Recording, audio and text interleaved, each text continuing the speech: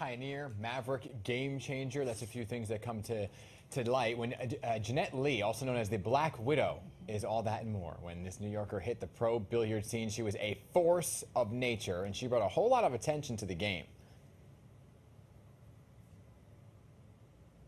The first time I saw her, I was flipping channels, and my thumb immediately came off the remote control because I saw something that I'd never seen.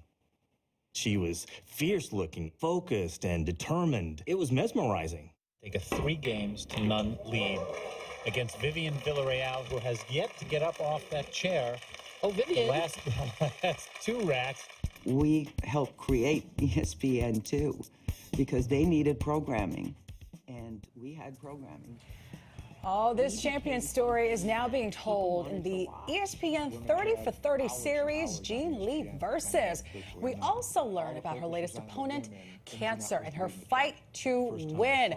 Please welcome one of the most recognized and talked about billiards players in the sport, the Black Widow herself, Jeanette Lee. Good morning. Good morning. Good morning. Thank you for being with us. Thank you. I'm glad to be here. I'm excited to be here. Yeah, we love that you are here. We're glad that you are in person, right? So first and foremost, how you feeling? I'm doing well. Yeah. I'm feeling a lot better. I deal with some fatigue from the chemo. Yeah. And then sometimes I'll lose my train of thought or like some memory problems due to the chemo. Yeah.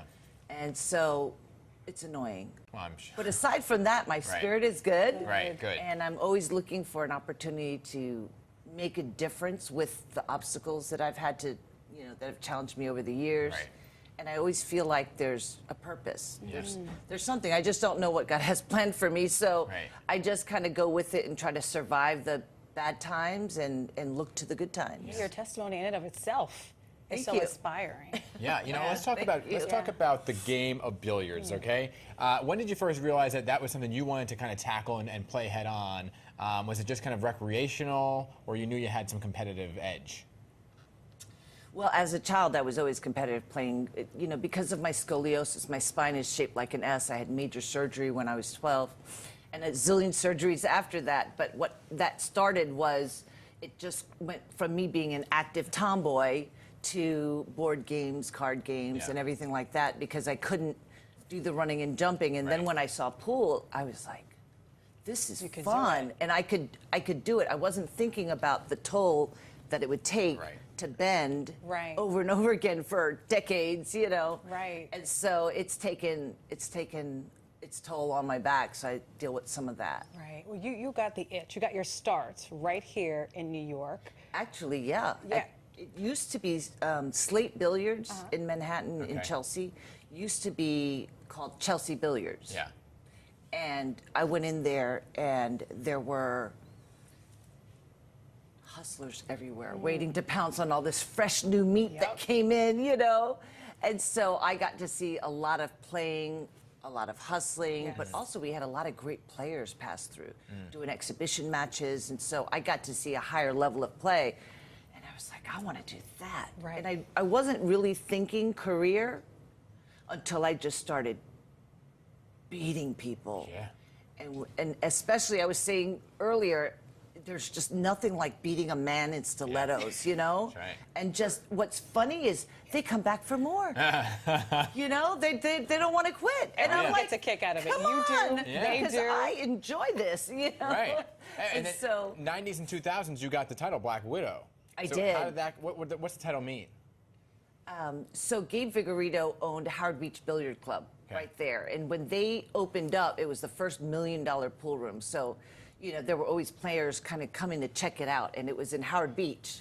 So from my understanding, John Gotti Jr. was playing out of that club as well. And a number of people, in that area. And he gave me just a lot of support. And then after about a year of me playing there regularly, because he gave me free table time, he said, I qualified for my first pro event by playing in the New York State Championship and finishing in the top 2. Wow.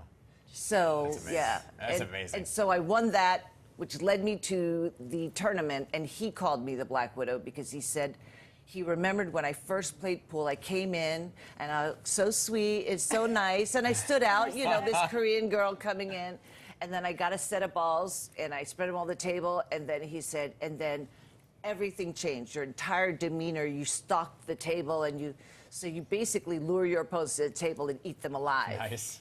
So that was where he got the nickname, the Black Widow, which was fine because it was my friends teasing me around there. Yeah. But when I got to the pro event level at that age, I didn't have the money to afford air flights or rental cars, or I won the entry fee because of the New York State, which was $350 at the time. But being on a plane for the first time and covering a hotel and all that, that was very new for me. And so I said I had to deny it because I can't afford to go. And he said, I'll cover your airfare, I'll cover your hotel, and I'll give you $500 to buy a new wardrobe. Wow. And I went, Okay. yeah. Okay. Yeah. That works. And he said, on one condition. And I said, what's that? And he said, it's got to be all black, which was fine because I had like 70% black wardrobe anyway. I'm from New York. I'm Asian. You know, the two together makes the Black Widow. They just had a name on it. Right. And he said that I really am going to be the Black Widow. I'm going to be famous one day because he sees it in my spirit. Yeah. He was like, trust me, I'm telling you, keep the name. And it stuck because Yeah, it did. the news piece knew that locally I was called the Black Widow. And they said, oh, yeah, the Black Widow in her leather and lace. It was on a New York Times piece. Yeah. Right. You know, Now you're a and legend. it was all on the Hustlers of Pool, and it was my rookie year. Legendary. You're Yes. captivating. Jeanette, Yes. thank you so much. Yes. Honor to have you here. And of course, the ESPN 30 for 30 series, Jeanette Lee versus will debut on December 13th. Yes.